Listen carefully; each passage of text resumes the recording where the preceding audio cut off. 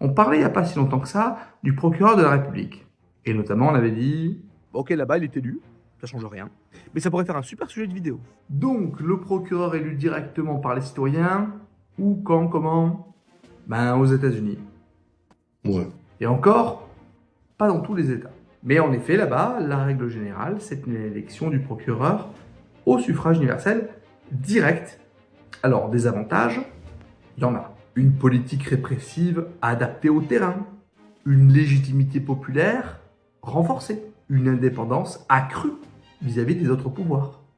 Mais si c'est pas le modèle dominant, c'est qu'il doit y avoir 3 défauts. Bah ouais! La prédominance de l'opinion partisane, une tendance à la médiatisation des affaires, une certaine dépendance vis-à-vis des financeurs des campagnes, une inégalité territoriale. D'ailleurs, dans la saga horrifique Ça, la série Bienvenue à Derry met bien en évidence ce genre de petits problèmes. On est dans les années 60 et il y a un gars à qui on aimerait bien faire porter le chapeau des disparitions, des meurtres, etc. Sauf que l'autorité judiciaire du coin, elle est confrontée à un souci, c'est que le bonhomme a un alibi. Mais ça n'en demeure pas moins un homme de couleur. Bonne ambiance. Et il y a une scène où les représentants du corps électoral viennent faire pression pour que cet individu-là soit placé sous les verrous.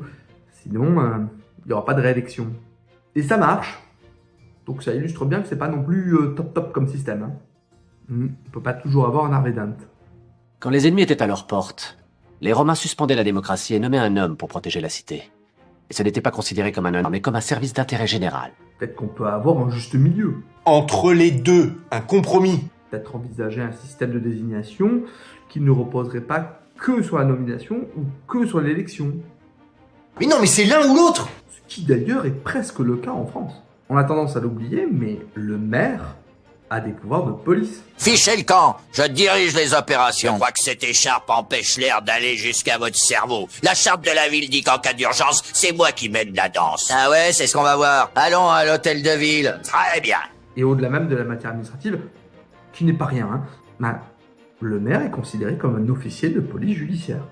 Trop long, ouais, trop long. C'est-à-dire que sous le contrôle du ministère public, le maire peut constater des infractions et même accomplir des actes d'enquête. Ah ouais. Donc le modèle français, en vrai de vrai, c'est une sorte de compromis. Si tu veux. Alors, un compromis perfectible. On pourrait s'inspirer du modèle suisse en faisant en sorte que ce personnel judiciaire, qui est tout de même garant de l'effectivité de la politique pénale du pays, soit investi, habilité par le Parlement. C'est encombrant. Comme on fait déjà vis-à-vis des membres du Conseil constitutionnel. Pas mal, pas mal. Et bim, du droit.